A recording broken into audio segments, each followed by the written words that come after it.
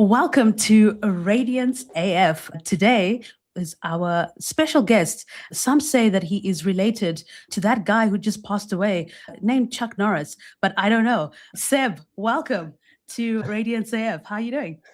Hey, Dalz. Thank you for having me. I'm very excited to be here. I'm very stoked to be your first guest. So thank you. Thanks for the honor.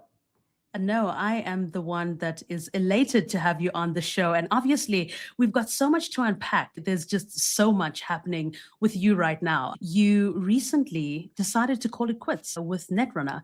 I think let's unpack a little bit about that. But actually, before we get into that, let's talk about your journey into Web3. I don't think a lot of people actually know how you started out. Let's talk about that for a bit.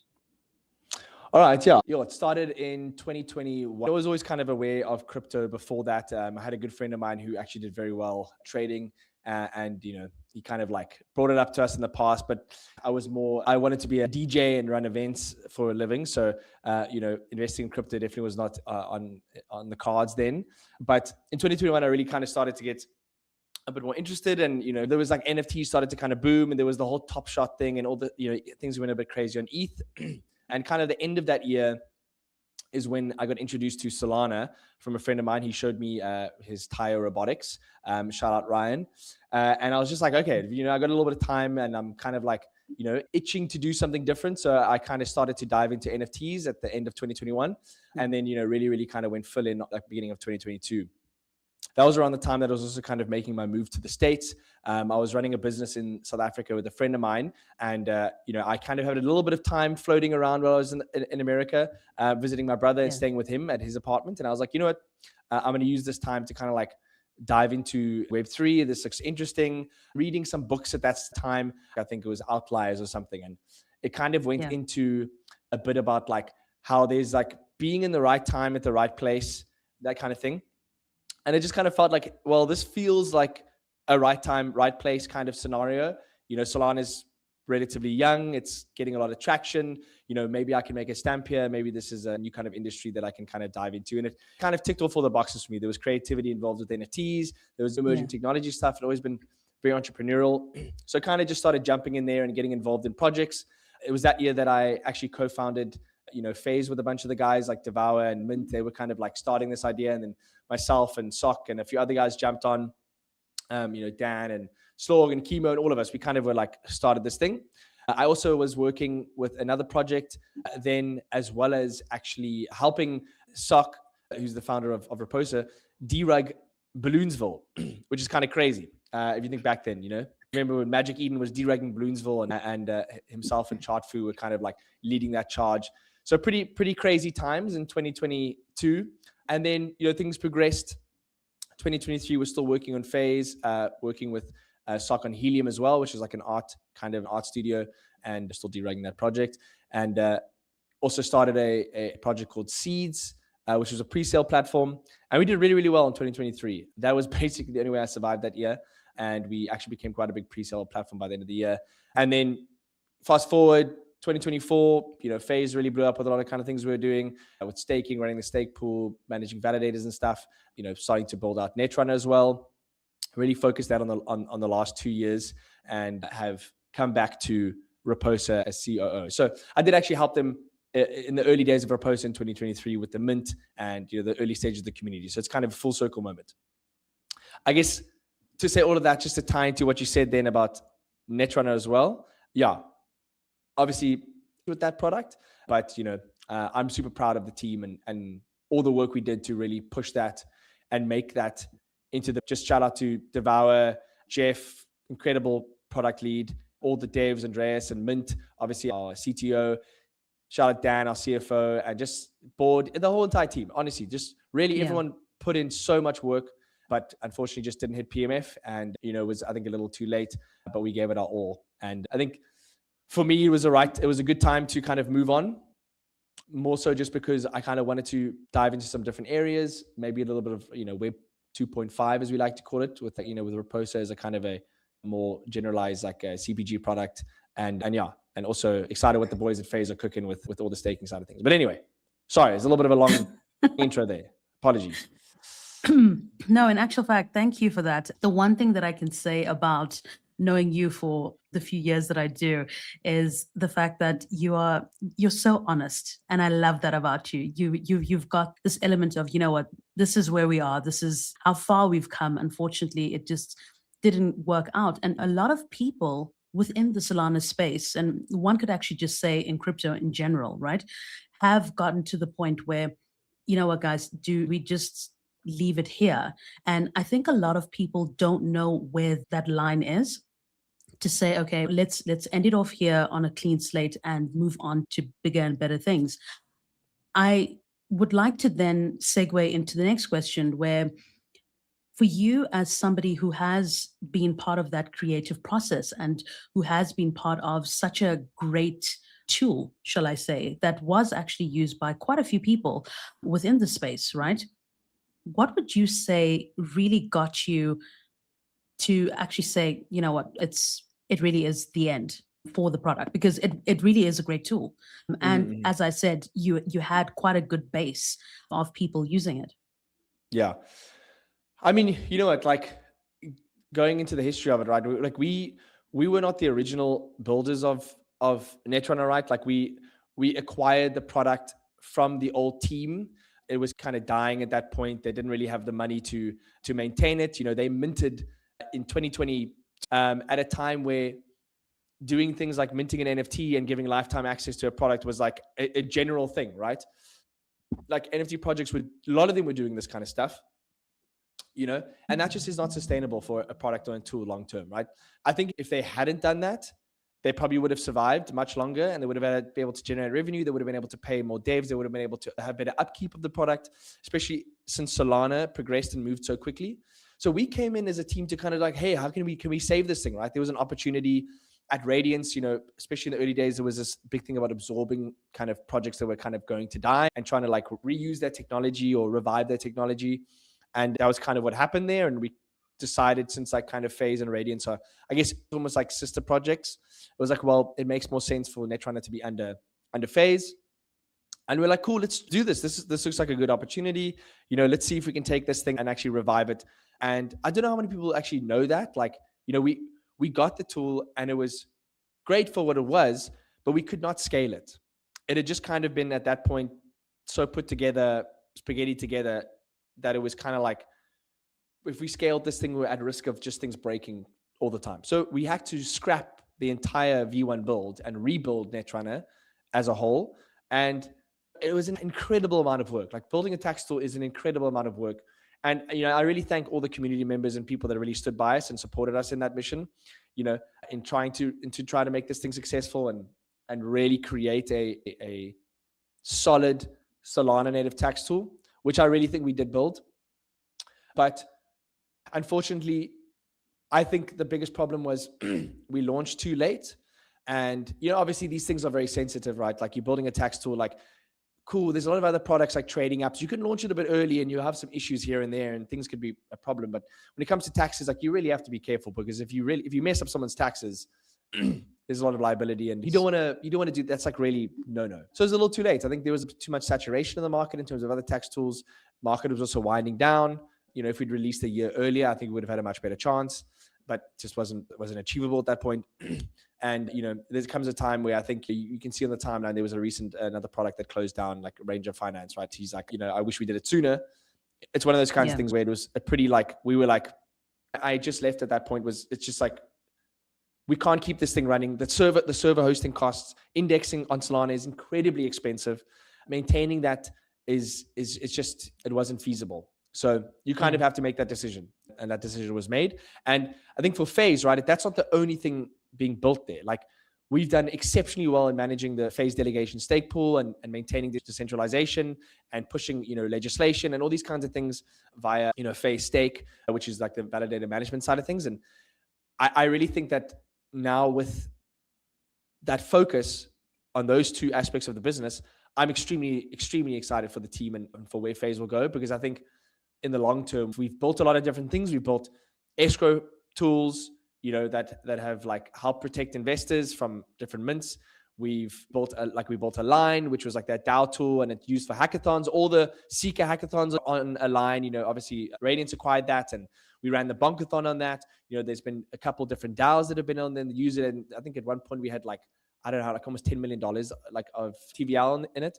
We've built Lilypad, which was also a very experimental product, which did the Pathfinders mint, where people could mint with an LST or Sol, and then they could just burn their NFT to get their Sol back. That was a super successful, Pathfinders. They've done well. Anyone can burn their NFT, get their Sol back. But unfortunately, a lot of these things just didn't get traction. They were all very cool, and our whole goal was to protect and empower ecosystem users and stuff. But I mean, I feel like we succeeded in a lot of ways, but that doesn't mean like long-standing success. So anyway, long story short, I'm excited for where FaZe is heading now, and with that focus on the staking side of things, the guys have it on lock. And yeah, I think it was just trial and error until we got to a point where things made sense. But lastly, we really did everything we could to make Netrunner a success, really. I really do think that you did. A friend of mine that lives in Belgium, he hit me up. He's like, listen, is Netrunner dead? Like, what's happening? Because he's like, I use that for all my taxes. It was the most amazing tool. And I was like, look, unfortunately, things didn't go as planned, but these things happen in the landscape. And I suppose that's the next thing. What, in your case and what you have experienced, what would you maybe impart to other founders who are maybe struggling at this moment in time? Because as we know, the market isn't great and we don't know when the recovery will be. So what advice would you give them? Maintain your capital and runway, if you have any. Is what you're building needed, or is it just following a trend? Following a trend can work, but you really need the traction and the pull. If you don't have the traction and the pull and the network to take your product and make it successful, you probably should be building something else, right? I think especially in the crypto space where we're at now, like there are so many DeFi products, there's so many financial tools, all these kinds of things. It's not saying that you can't be successful in that. It's just a lot harder now than it was before. And I think there is that kind of like founder trap as well for some people, where I think there's been a massive desire for everyone wanting to be kind of a founder who've been here for a long time and kind of thing. But sometimes it's okay to just take your skills and go work for a really good team, build up some capital, and then kind of like do your own thing at a later stage when you've kind of really found like a niche. And I'm not saying don't go and try and build your own thing, or, like I'm not saying that. I think it's more so like, just look at where you are in your career and whether that makes sense. Like I definitely think it was incredibly empowering for myself as an individual over the last 4 or 5 years to like do all those different things. But that started in 2022, and it was like, there was so much experimentation, and, we were allotted a lot of opportunity with these, like, there've been some great airdrops. I mean, I'm not a trader by all means, but, had some good plays here and there, like definitely could have done a lot better. But that definitely helped in me maintaining some level of like self-support, specifically after 2023 with, Solana and stuff going up. But yeah, I mean, I think it's more so just kind of like really think about what you're building. Like, is this necessary? Is it needed? Like, sure, building something is a great lesson, but if you're building something to fail, then it's like, what's the use, right? You could go use your energy and go work for another company and learn from that company. And then, so yeah. Anyway, I hope that's helpful for founders or people who are in a similar position. But again, reserve capital if you have got something that's going. And again, just really think about your product, and is it necessary? Is it needed? Is there a space for it? And would you use it really? Or is it just kind of a rehash of something that's already been made? Yeah, I fully agree with that. And I think for any founder that is out there that is struggling, I think preserving capital it's kind of a double-edged sword, right? So do you preserve it and not spend on the things that you need to, or do you just say YOLO, and just go from there? I think it really is a catch-22, don't you think? Yeah, I mean, I think you can be operationally efficient. I'll give a shout out to Dan, our preferred FaZe. He's like, everyone needs a Dan on their team. You got to have that frugality, and also have the kind of like, but you as well as like an individual on the team, you need to be able to talk to your CFO and be like, listen, I really believe that this is something that we should do. And if you can prove that point and you can make a valid reason as to why that spend makes sense, then sure, you got to believe in what you're trying to, do. And if you need to convince your, whoever's dealing with the funds there, then you got to do that. And on the other end, right, you can kind of make a big splash with relatively low capital, in the sense of if you are able to go to conferences, go to events, or really focus on Twitter, right? Like depending on what your product is, right? If you're a trading tool or whatever, you got to kind of do the founder playbook. You need to find out what works in the timeline. How can you get attention? How can you really drive interest in, like people just do tokens because it's like, it's an easy way to get user interest. But I think we've seen time and time again how the inability for tokens to also retain interest. Sure, people get rich off tokens and launches, but there's just tons of products that try and do that and it's absolutely just flop. You know, it's obviously a lot harder and it's a lot tougher if you don't have capital to actually build what you're trying to build. But I think really just kind of building your network, going to events, really working Twitter and making that a huge focus for attention. And also actually just building a good product. You also need to have a good product. And with those three things, good Twitter, good product, and going to events, you know, and going to these conferences and talking to people and building these connections, you can achieve quite a lot, but it takes time. It takes time, especially if you haven't built that network up already over the last few years. But yeah. You know, it's actually quite interesting that you say that, because once I heard a founder speak about why should I actually take X amount of funds and go all across to the US and go to Accelerate, and you know I'm only there for a couple of days. Is it going to be really meaningful for my project? So you find a lot of people stay in their shell because they're building, but maybe give us a little bit of insight of what they actually miss if they don't go to these events. Yeah, so I mean, listen, I don't think you have to go to all of them, but you know, showing face at a couple of them creates a real strong connection and bond with specific people that you can then utilize for the long term. You know, they'll introduce you to other people via you having met them. There's a trust element there. You know, I can give them a call post event maybe and be like, hey man, I've been trying to get hold of this guy. It's just a lot easier to kind of like, if you can form some strong connections at like one or two events, that will take you very far in terms of introducing you to other people in the ecosystem. So listen, you can also do a lot of that work from home and just like be very active on Twitter and really get out there. I mean, listen, in the early days, 2022, like no one knew what anyone looked like on Twitter. We all just had PFPs. It was extremely like, you don't dox yourself.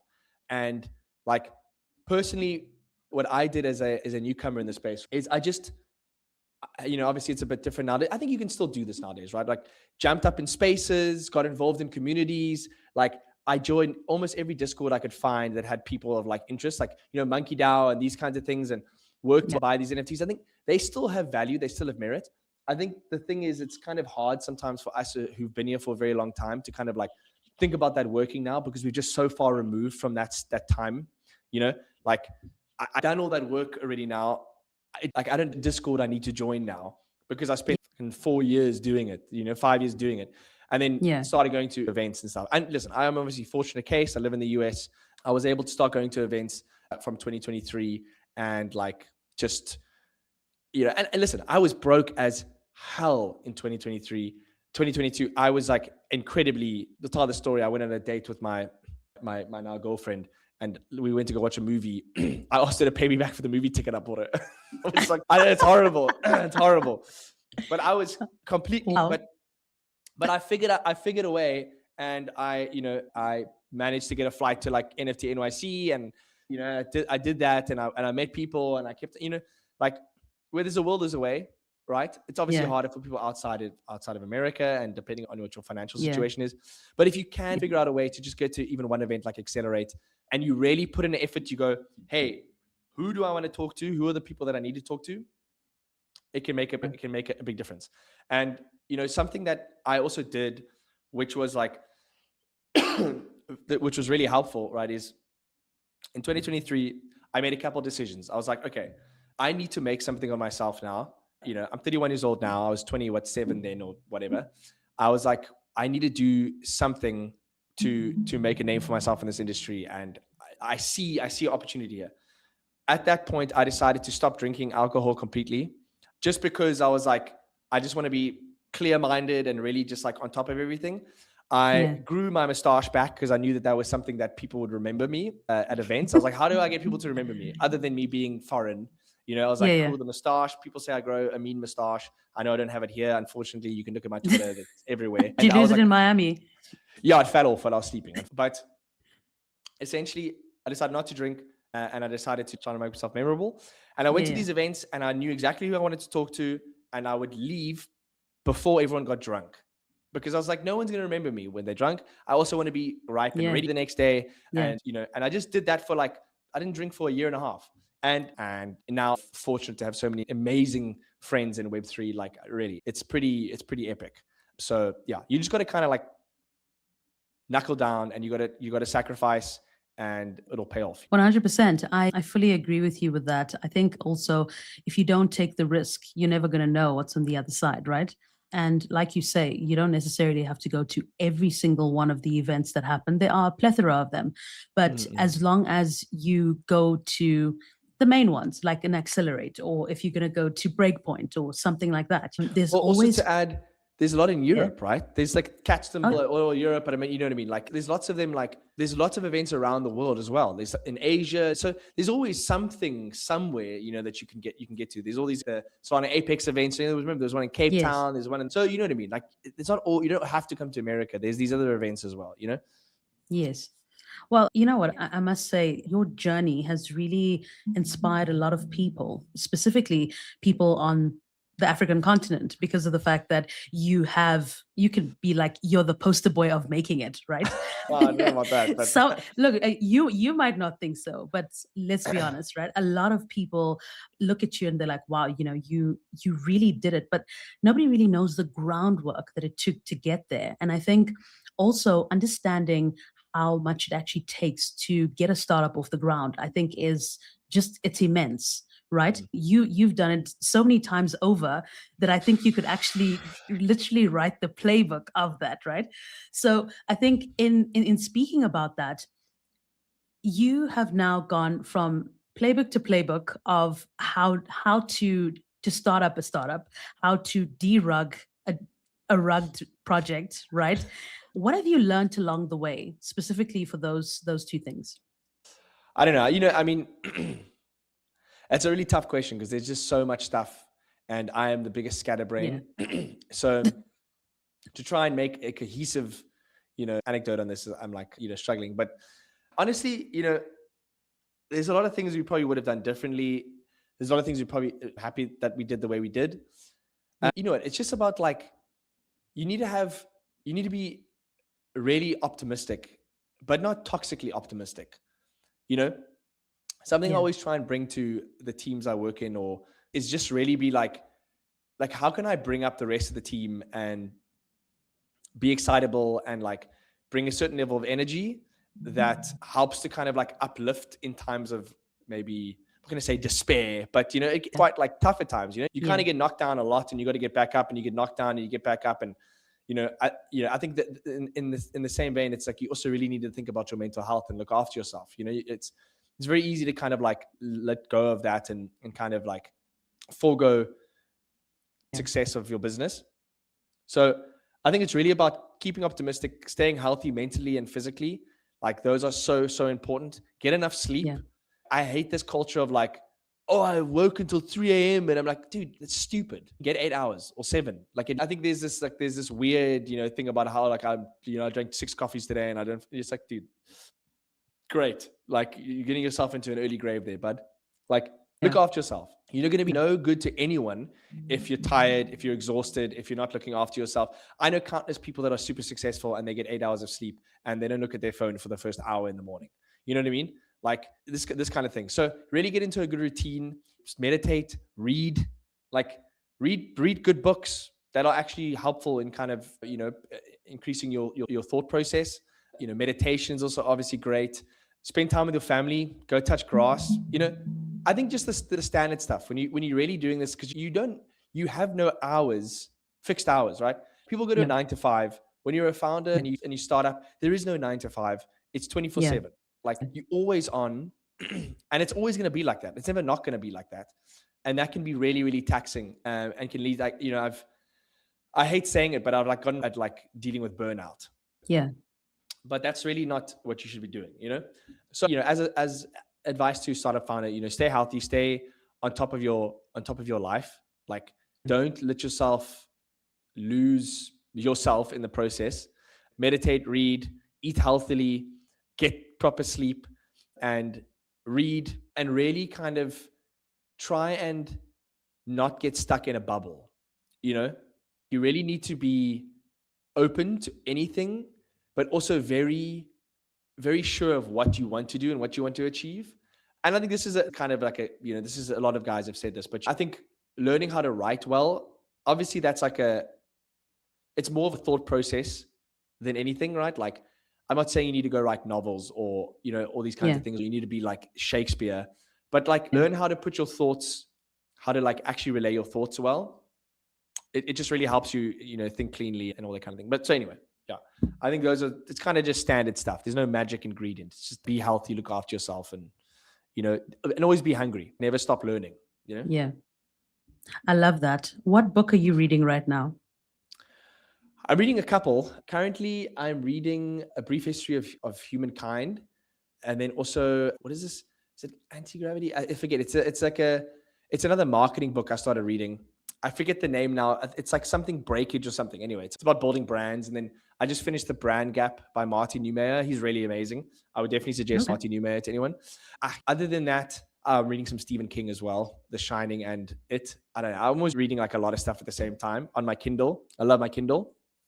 But if I'd give some book suggestions, Malcolm Gladwell stuff is awesome. Great. Yeah. Nassim Nicholas Taleb's also amazing. Like Skin in the Game, obviously is a classic, as well as the Black Swan, also really good. That helped me a lot in kind of just understanding like randomness and kind of also like not only randomness, but like more so how things can just happen at the drop of a hat and how those things happen. Some other things, what's another? Oh, obviously these are kind of standard, like the Almanac by Naval. Obviously take it with a pinch of salt. He's changed quite a bit of his opinions now, but a really good book. Then also The Alchemist or Alchemy by Rory Sutherland is really, really good as well. His stuff's also great. Book. Yeah. But yeah, I would suggest getting a Kindle. Kindles are great. When it comes to, it's stacked.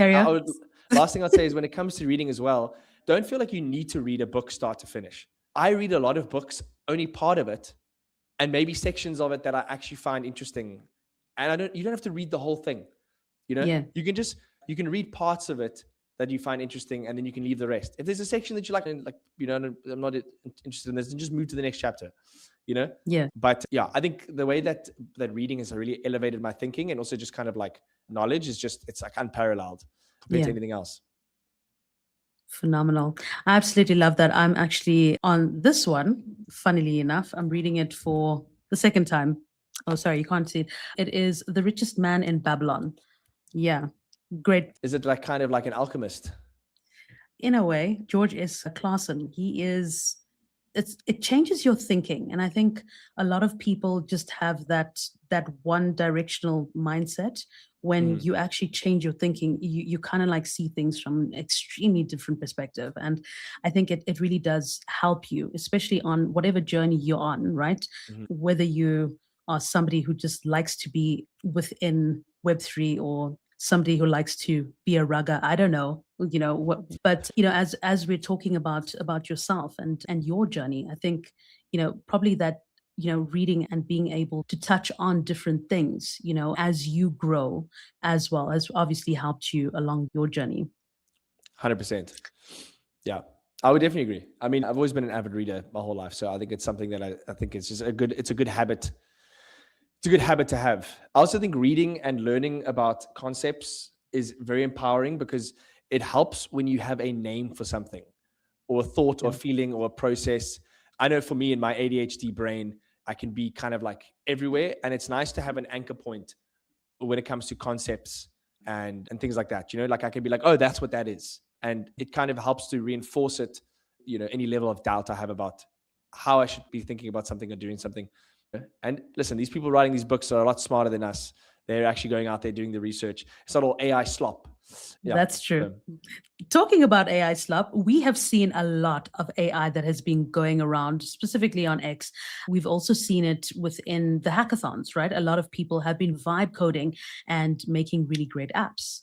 What are your thoughts on that, and how AI has really sort of like reshaped the way one really looks at dev work and the way they look at Solana as a whole? Yeah, I mean, I think AI is rather exceptional in terms of what it's allowed people to do.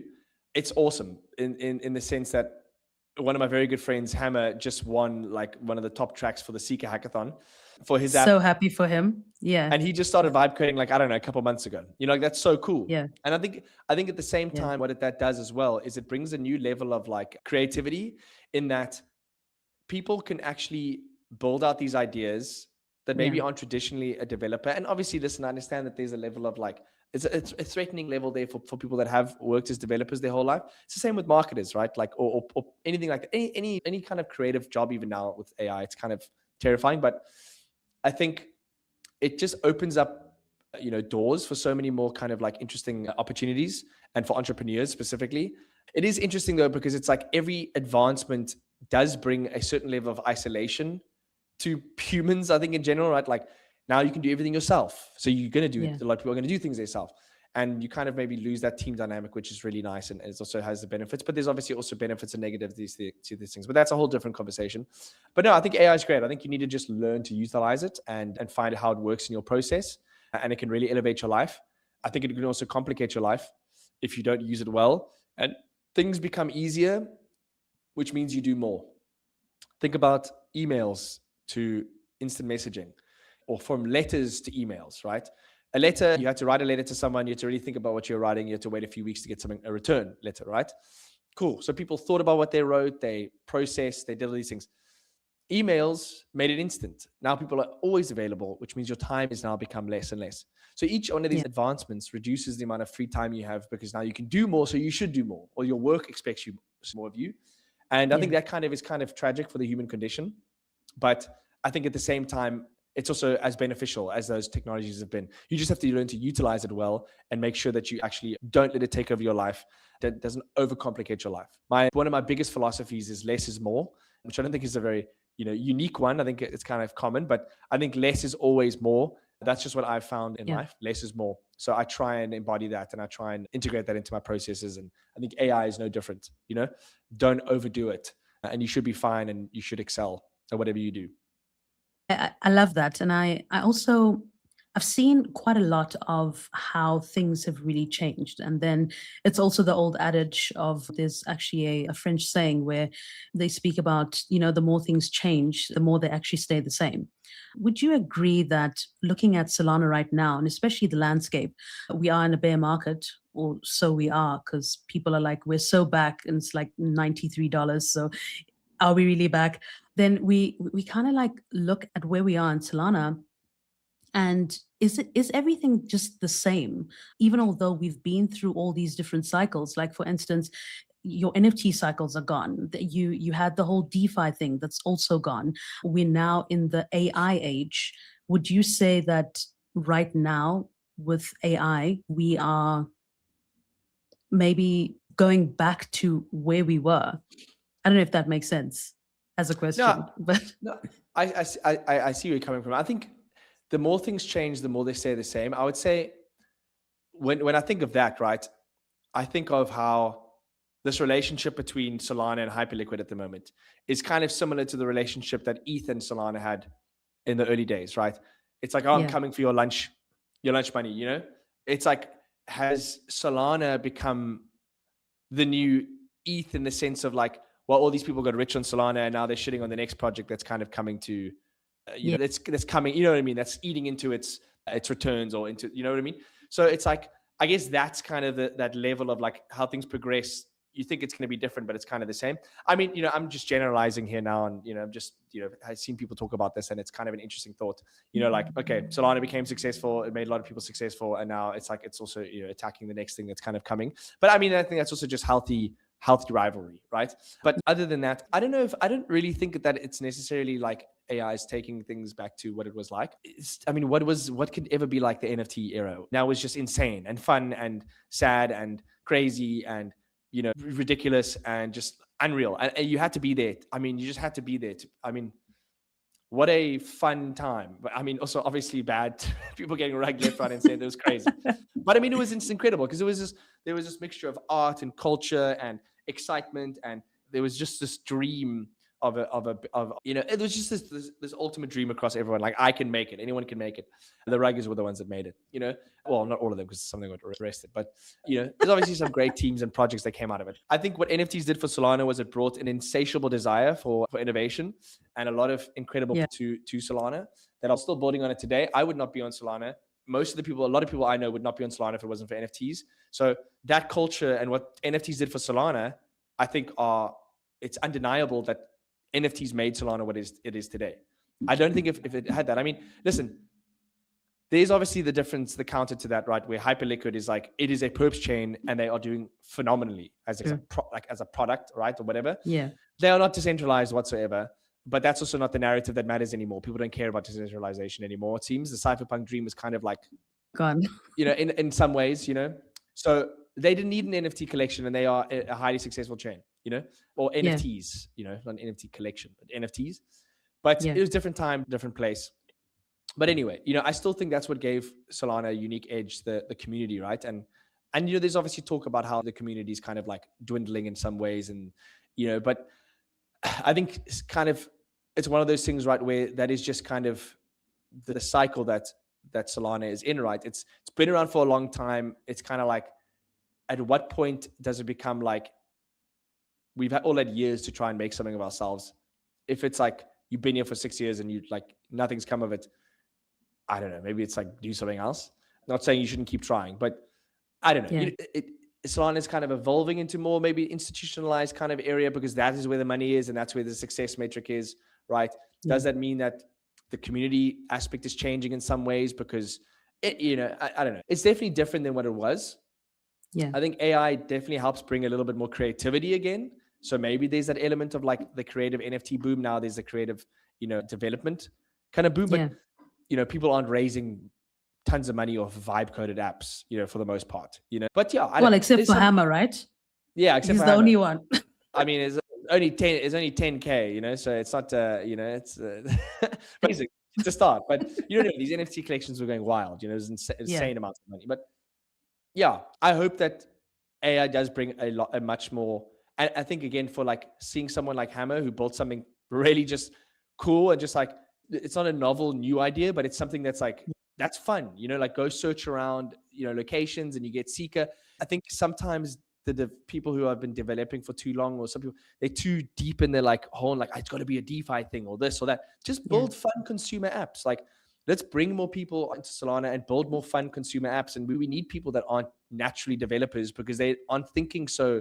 They're like, well, what's just fun I can make? What's just something fun I can build? It's like, and that's great, because that pushes innovation. And then that also pushes people who maybe are too deep in the kind of like trenches of, traditional apps, financial tools, to do something a little bit different.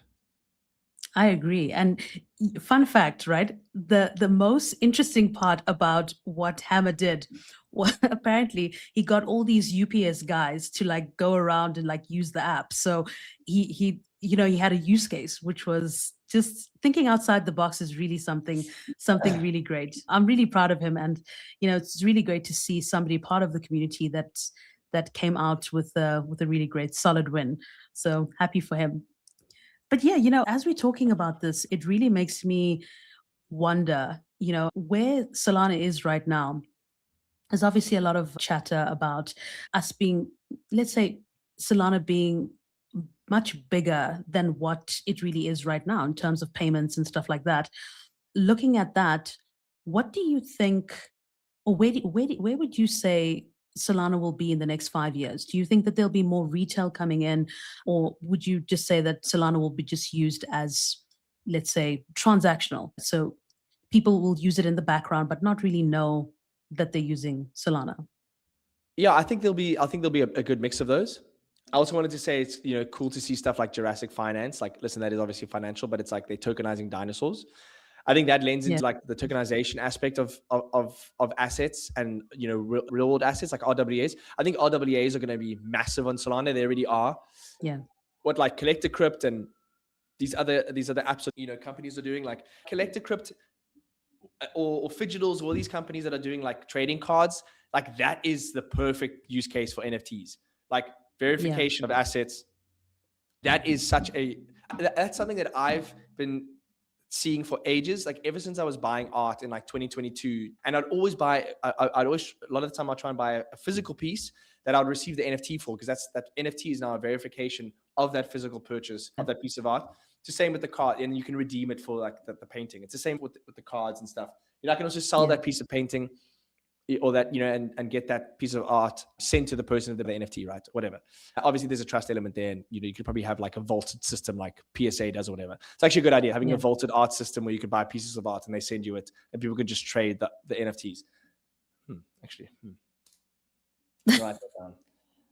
I mean, it's hard to do. Already exists with art trade. But that's true. But you know, RWAs I think are going to be massive. Obviously, payments, the stuff that and neo banking, you know, finance, like what Altitude and Squads has done. Massive shout out to Altitude, and those guys, love those guys. They're doing incredible work with kind of just on chain, you know, like banking and account management and stuff. Really, Altitude is such an incredible product. Go check it out. I think there's going to be more products, you know, that what the guys are doing with Solana Spaces, trying to, you know, manage, you know, storefronts and stuff on chain. Same with what we're doing at Raposa as well, right? With our rewards app that we're going to build, you know, we're going to build it on Solana rails so that we abstract away the Web3 side of things. Like wallet creation is automatic for users, things like that. They don't even know that it's happening. You know, let's say they want to buy an NFT for like loyalty, we can have in our treasury, they pay like the $20 fee and it actually purchases that NFT for them. And that's like their little mascot. They don't even know that that's happening.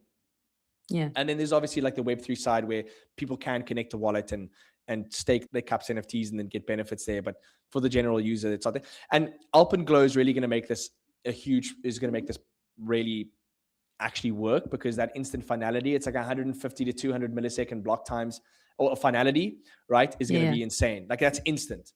That's not like waiting 3 seconds for something. And that's really important when it comes to consumer applications. People don't want to wait. So yeah, I think we're going to see a lot more of that, you know, so specifically RWAs, specifically stablecoins and finance, like just, that is just really that is the biggest use case for sure. And then, you know, obviously tokenization of assets, that kind of, so those 3 things really. And then part of that, and then obviously stablecoin transfers and neo banking, that kind of stuff. And obviously, you know, that instant trading. Obviously the NASDAQ dream is obviously also something that's hopefully going to become a reality as well. You know, 24/7 markets on chain, instant across the globe, 24/7. Yeah. And obviously, you know, I've been avoiding this up until the last part of this podcast. You going back to Raposa, it's almost like as if, you know, the glove fits, right? You're going back home, so to speak, right? Raposa has been a very big part of your life. And even people don't know this, but whenever you go to events, you want to stay with the Raposa guys, and nobody could ever understand why, right? And now we understand, right? They are your home, they're your homies, right? Tell us a little bit about that. How does it feel, first of all, to be back with the Raposa team? And secondly, how are you finding there's just so much happening right now with Raposa? Let's dive into that.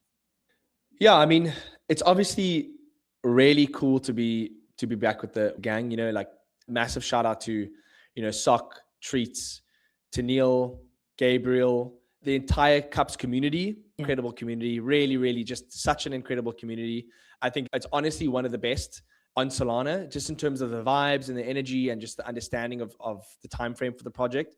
Raposa has done an incredible job. It is really that kind of standout product, physical product, IP on Solana that's more than just like, it's more than just an IP of like a physical brand, right? Or like a brand, right? It's got the product. It's got the Raposa coffees, the specialty nitro cold brew coffees. You know, we've got the iced teas, which we've introduced as well. And we also recently announced we're going to be having a Raposa ceremonial grade matcha, really, really good quality stuff. It's just really cool. And it was amazing being at the event with the guys. And, you know, obviously, as I mentioned earlier in the show, like in 2023, you know, I was kind of there for the beginning, for the start. I was still working with Sock at Helium and helping with some of the designs from that Mac did for the can designs and all that. So I was really kind of there in the early stages, and they even used Seeds, the pre-sale platform I built in 2023, to actually raise the funds or raise so really a lot of history there. But it was just so cool to really be back with the guys after 3 years and see just the love and support that they just get from everyone, and how much the ecosystem just wants to see Raposa win, right? And the guys have worked, they worked their asses off, making coffee for 3 years, running the booths at like all of the events. Like they've kept everyone caffeinated for years at all these crypto conferences. It's just like really just been such an incredible, opportunity. And then obviously also to come and be part of these announcements with the Miami Heat and the Miami Marlins partnerships and, the move to Miami. The guys are going to, in HQ there, they're going to be living in Miami. I mean, it's only a 2-hour flight for me, so pretty close. I'll be staying in Houston, but just insane. I mean, just really insane to have those kind of partnerships and the opportunities. And I'm just incredibly excited to work on something that's more, aligned with my roots of where I came from, working in the film industry and working in like kind of, marketing product and physical goods and running events. And we just like a lot of decor orientated parties and events and stuff. And so back into physical product and that kind of thing and IRL lifestyle stuff, which is incredibly exciting for me. So yeah, it's just, I'm honestly honored, and to come on as COO is like really kind of just cool and crazy. And I think I am ready for that position now, in the sense of like, helping make sure things are streamlined and, we keep our vision directed and come in with an external, view and kind of be like, okay, well, how about we change this or do this or whatever. And just kind of help move the company forward, because they've really been doing so much as a small team for so long. And but I'm incredibly proud and honored and excited to be part of such an incredible team and such an incredible, product. You know what an amazing way of saying it. And for myself, so great to see you as, obviously part of the team. COO suits you so well. And I think it's indicative of everything that you've done thus far.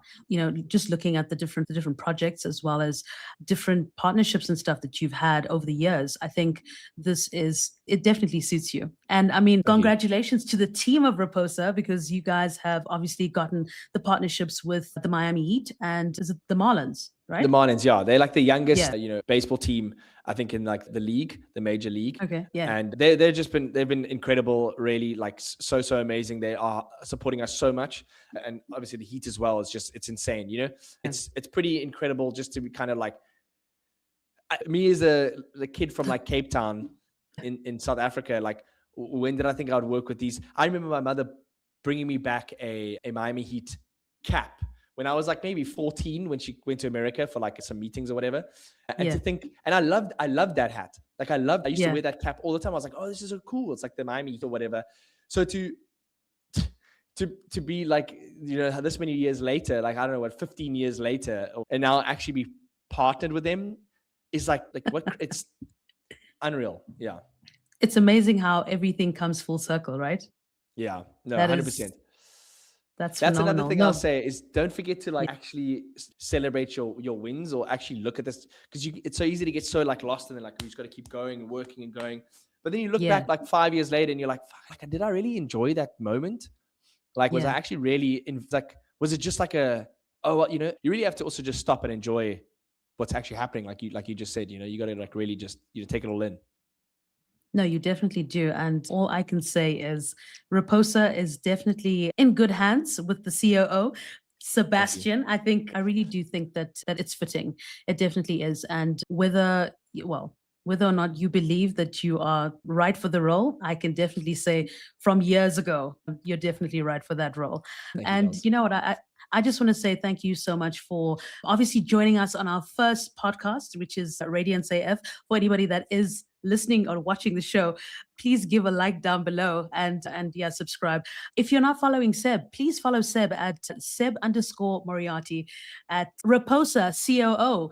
He is now the big dog over there. And when you see him at events, don't hesitate to ask him for that coffee, because he'll keep you juiced up for when you need to go and make connections. Now, Seb, what an amazing experience you've had in Web3. And I think I speak for a lot of people who have known you for more than a year to say that you really do inspire a lot of people. And I think you really take it with like a pinch of salt. I don't think it really sinks in for you, but you really do. And I just want to say thank you for actually being that person who is always eager and happy to help others. I think some people really do lose that element of, helping the next person. And you are that person who just does it so well. I really want to say thank you to you for everything that you've helped me with along the way.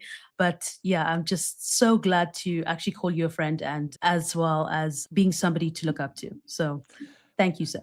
Thank you, Dalz. And listen, shout out to you as well. You've been here since the early days. Like since, I mean, we've known each other for, well, you've been in the space since 2022, I think as well. Like, you know, and you've always been so incredibly supportive of everything I've done as well. Like always, you know, getting me on those spaces in the early days as well, you know, for the different projects you were working for. And just, you know, shout out to you as well for just like persevering, pushing and always innovating. And, you know, again, and you've had it way tougher. You all the way in South Africa. You've had it easy. I'm here in the States, you know, right at ground zero. So, no, I really appreciate you. Thank you for having me on the show.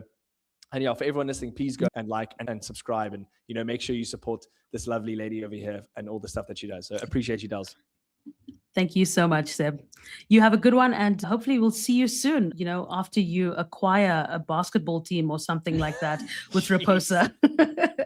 I mean, he'd be coming for you, bro. We're coming to acquire you guys. No, I appreciate you. Thank you. Have a good one. Bye. Cheers.